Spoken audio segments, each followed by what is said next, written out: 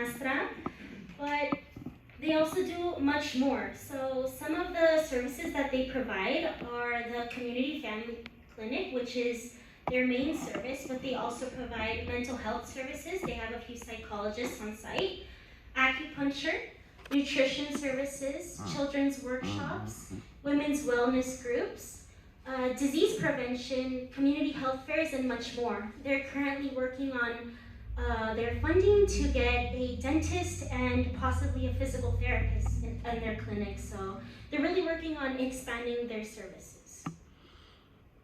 So now a little bit more about what I did in my time there. My first week there, I focused a lot on a big event that they had coming up. This is one of two big children's fairs that they have every year. And so this was to celebrate Children's Day and the Three Kings celebration, which is a big celebration for children in Mexico. So my job was to create 4 different nutrition activities, which are seen in these images, which were presented as booths or games throughout the fair. There was a total of 8 different booths, 4 of which were nutrition.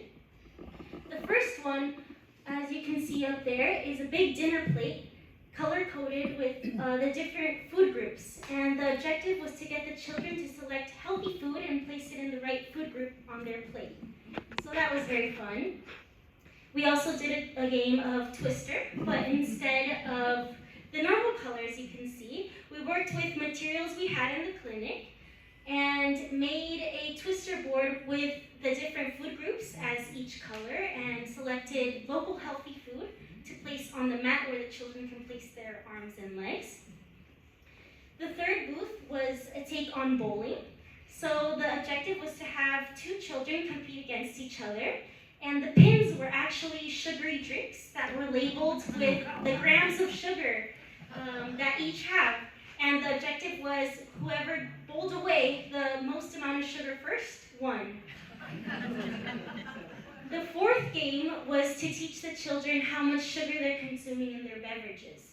So here they had a big poster with a bunch of cups representing their favorite beverages, and the children had to select one of their drinks of choice and guess how many spoonfuls of sugar were in each drink. And that was very eye-opening for these kids. Down here in the middle, you can see me working with one of the women's wellness groups known as the Cafecito, and these women meet once a week. And we were wrapping toys that were graciously donated for the children who could receive their prize once they complete these nutrition booths. Down at the bottom is an image of a stamp card. So one of the things that I was able to contribute was I had an idea of creating stamp cards where the children can stamp their name or initials once they've completed each booth in order to receive their prize, because the whole point of this fair was not only to hand out these donated toys, but for them to learn a little bit more about nutrition and wellness within themselves. Another thing we were able to hand out was healthy eating buttons. So I worked with Francois and I designed this little button that says agua, comida sana, and movimiento, which translates to water, healthy food, and movement. And we called that the super trio of health. And that's a little girl wearing the pin that I designed. So here are some statistics that we were able to gather from this health fair. There was a total of 130 children in attendance, along with their families.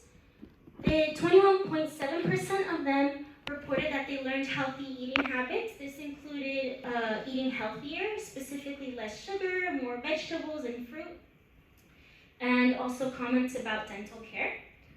The ages ranged from a few months old to 12 years old.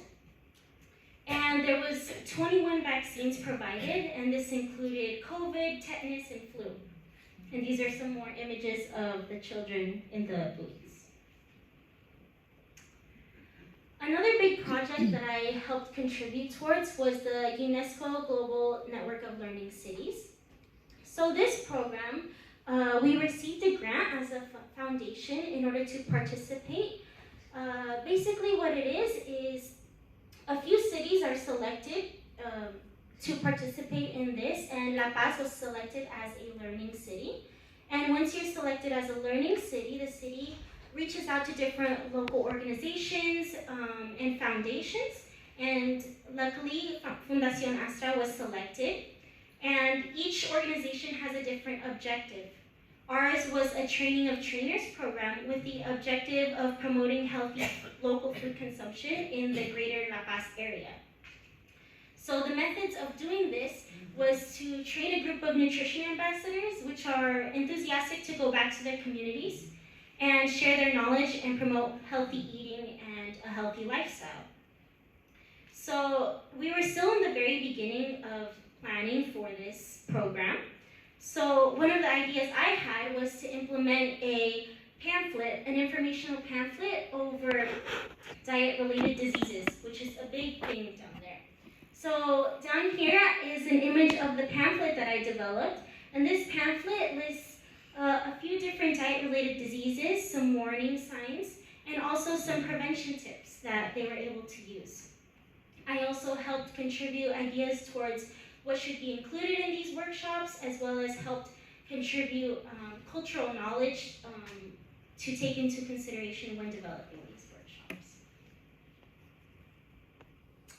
One of my favorite parts of working down there, which I was able to do right before I came back, was a service trip to Cabo San Lucas. Cabo San Lucas is about a couple hours south of La Paz from where I was staying.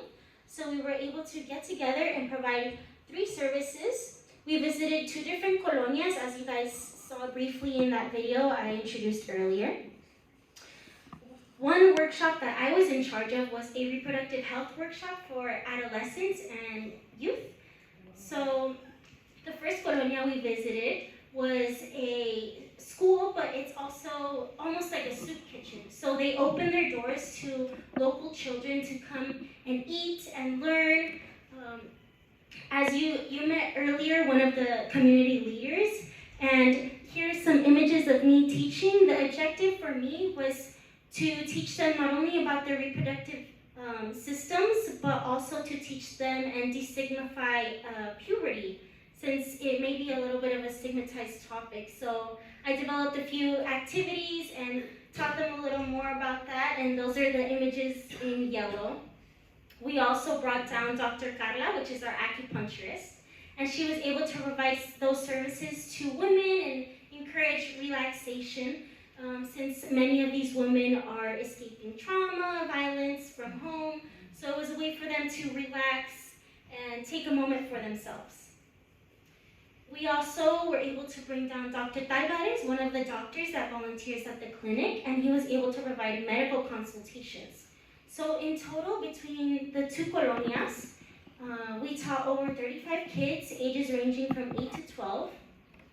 There was a total of 16 acupuncture recipients and a total of 36 medical patients with an overall 87 beneficiaries, and this all happened in one day, which was very exciting. And lastly, I also helped social media. So I have previous experience leading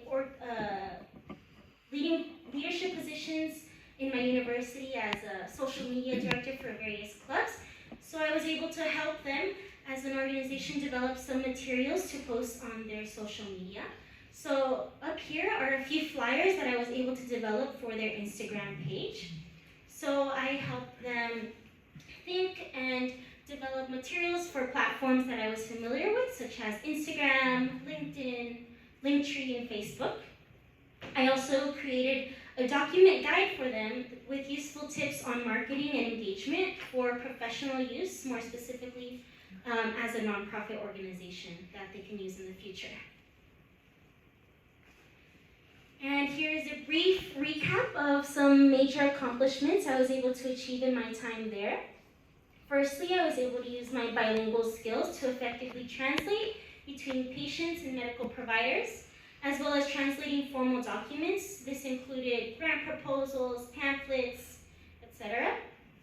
I was also able to develop educational and informative materials for nutrition outreach, marketing, and program development. I was able to work directly with youth, leading workshops to educate about health and nutrition that were culturally sensitive. And finally, I was able to establish a skill set and work dynamic for future interns.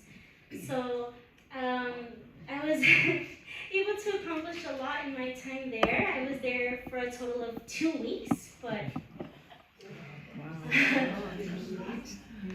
lastly, I would like to thank Joanne and Wendy, my mentors, who were able to support me along the way planning for this. It took a few months to plan. Thank you for all who contributed in helping me fundraise, whether that be spread the word or donating. That is really what was able to get me out there. And I would also like to thank Francoise and Dr. Nancy and the team at Fundación Astra for so graciously inviting me and allowing me to join them for 2 weeks. And I look forward to joining them soon again. So, thank you.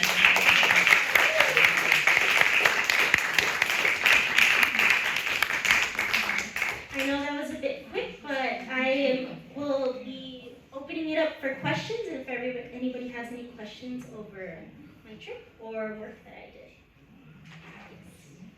Michelle, I'm sure they loved you down there as we do here. Yeah. I was looking at the quality of your brochure and your slideshow presentation. Did you put this together? Yes, so I used one of the digital platforms, Canva, which I'm familiar with. So I use that platform mainly to develop all of the educational materials as well as presentation and teaching materials. Wow, so that's another skill you have. Yeah. Really great. Any other questions? What does Astra stand for? Astra, I'm not sure the background behind the name exactly. But yeah, I'll check in with you. Yeah, It's Latin for the stars. That's what I stand for. Yeah. So, the foundation of stars. Hey, let's go. The foundation to get you to. To get you to